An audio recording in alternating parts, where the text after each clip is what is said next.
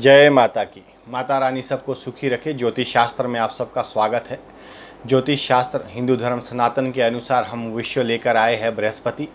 गुरु तीसरे स्थान में अगर विराजमान है, जातक की किसी भी कुंडली में अगर तीसरे घर में बृहस्पति बैठे यानी कि गुरु बैठे हैं तो जातक को किस प्रकार का फल प्राप्त करवाएंगे, ये संपूर्ण चर्चा करेंगे आज हम। और उपाय नोट करने के लिए आपके पास अपनी नोटबुक रखिए, पेन रखिए, ताकि आपको जीवन में जिस भी जातक की कुंडली में तीसरे भाव में स्थित गुरु है वो जातक को किस प्रकार का फल देंगे, तो आप ये नोट करना। साथ में अगर आपने अभी तक हमारा ये चैनल सब्सक्राइब नहीं किया है तो सब्सक्राइब करिए, लाइक करिए और शेयर करिए, क्योंकि आपके द्वारा किए गए पुण्य कर्म किसी के पुण्यों को जगा सकते हैं, किसी के भाग्य को बदल सकते हैं। तो हम चर्चा शुरू करते हैं।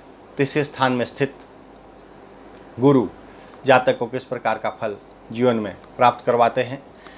यहाँ पर जातक अगर तीसरे स्थान में गुरु बैठे हैं तो ऐसा जातक अमीर होगा, समझदार होगा और जीवन में बहुत सारी ऊंचाइयों को छूने वाला होगा। अपने पूरे जीवन काल में ऐसा जातक सरकार से बहुत सारा इनकम प्राप्त करता है, आय प्राप्त करता है। हो सकता है उसको सरकारी नौकरी का भी योग बनता है, या किसी माध्यम से सरकार के माध्यम से बहुत सारी ऊंचाइयों को छूने के बाद वहाँ पे उसको गवर्नमेंट की तरफ या सरकार की तरफ से आय निरंतर चालू रहती है। कोई किसी भी रूप से उसका सरकार से संबंध हो सकता है। अगर नवम भाव में शनि स्थित है तो यहाँ पे जातक दीर्घायु होता है। दूसरे भाव में जातक बहुत चालाक और चतुर रहता है। अगर दूसरे भाव में शनि विराजमान है और तीसरे में बृहस्पति बैठे हैं तो ऐसा जातक बहुत चालाक और चतुर रहेगा।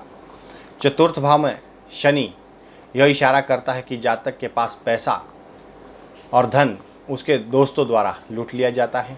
कहने का तात्पर्य है, यहाँ पर अगर चौथे स्थान में शनि आ गए हैं तो बृहस्पति तीसरे स्थान में बैठे ऐसे जातक के लिए यहाँ पे परेशानी खड़े करने वाली बातें आ गई है। तो ऐसे जातक को तीसरे भाव में अगर किसी पापी ग्रह से पीड़ित है तो अपने करीबी के कारण वो बर्बाद हो जाता है या कर्जदार हो जाता है। क्योंकि यहाँ पर जातक को अच्छे और बुरे दोनों फल प्राप्त हो रहे हैं। उसके कुंडली के ऊपर निर्भर करता है कि बाकी जो ग्रह है कुंडली में जन्म के समय से जन्म कुंडली में जो बाकी 8 ग्रह बैठे हैं वो जीवन में किस प्रकार का फल प्राप्त करवाएंगे। तो ये तो संपूर्ण कुंडली का निरीक्षण करने के बाद ही मालूम पड़ता है।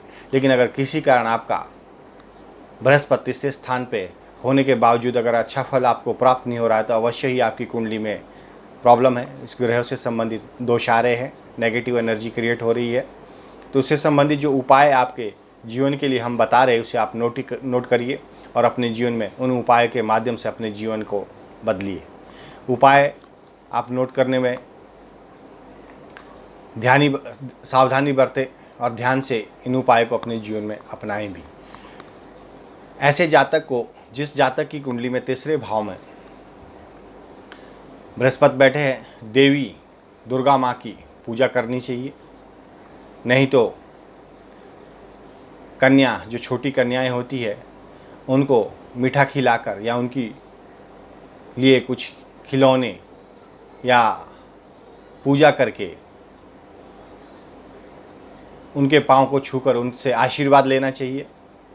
तो जातक को यहाँ पर अगर ग्रह से संबंधित तीसरे भाव में जो बृहस्पति बैठे हैं कोई बुरा प्रभाव आपके जीवन काल में दे रहे हो, वो शारीरिक, मानसिक, आर्थिक किसी भी रूप से हो सकता है।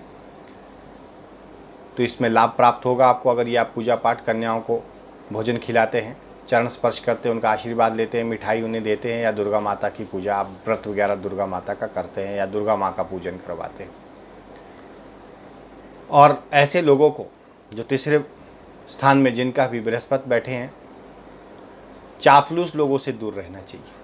क्योंकि यहाँ पर जो चापलूस लोग हैं इनको धोखा देंगे, प्रॉब्लम में लाएंगे, उनका पैसा, धन दौलत जो भी है उसके ऊपर उनकी नज़र रहेगी। तो ऐसे जातक को हमेशा ही जो चापलूस मनुष्य होते हैं, इस पृथ्वी पर सब तरह के लोग हैं जो हमें जीवन काल में मिलते ही हैं। अच्छे से अच्छे और बुरे से बुरे, चापलूस आदि सभी इसी संसार में, इसी कलयुग में हमें मिल जाते हैं। तो चापलूस लोगों से आप होशियार रहिए। अगर आप ज्योतिष शास्त्र के अनुसार संपूर्ण कुंडली का अध्ययन या निरीक्षण हमसे करवाना चाहते हैं, हमने आपको नंबर अपना स्लाइड पे शो करवाया है, आप हमें कॉल कर सकते हैं, व्हाट्सअप कर सकते हैं। हम हर वीडियो में एक संदेश ज़रूर देते हैं, आप हमारा कोई भी वीडियो देखिए कि आपके कर्म ही आपके भाग्य विधाता है। जो ढोंगी पंडित है, ढोंगी ज्योतिषाचार्य बने हुए हैं, ऐसे से सावधान रहिए, क्योंकि अगर वो संपूर्ण कुंडली का निरीक्षण करके भी आपके जीवन में परिवर्तन लाने में सक्षम नहीं हुए हैं, या शायद आप लोग कई जगह भटक चुके हैं, तो ऐसे लोगों से और भी सावधान रहिए, क्योंकि समाज में सभी तरह के लोग हैं। लेकिन ये हम 100% कहते हैं कि ज्योतिष शास्त्र एक ऐसी शिक्षा है, ऐसा सद्मार्ग है, अगर आप अपने जीवन में इसे सही रूप से एक अच्छे आचार्य, ज्योतिषाचार्य से या वैदिक शास्त्र ब्राह्मण से अपनी जन्म कुंडली दिखाते हैं, तो जीवन काल में आप जिन भी परिस्थितियों में हो, अच्छी हो तो और अच्छी हो जाएगी, बुरी है तो उसको और अच्छा करने में सक्षम ज्योतिषी ही रहते हैं। वो आपको अच्छी जानकारी, यानी कि आपके भविष्य में अच्छा कैसे होगा, ये आपको संपूर्ण जानकारी देने में सक्षम होते हैं। आशा करता हूँ मेरा ये वीडियो अगर आपको पसंद आया हो तो इसे लाइक और शेयर करना ना भूलें, चैनल को सब्सक्राइब करिए, और आने वाली जो हमारी सीरीज़ होगी वो इसी तरह निरंतर चलती रहेगी।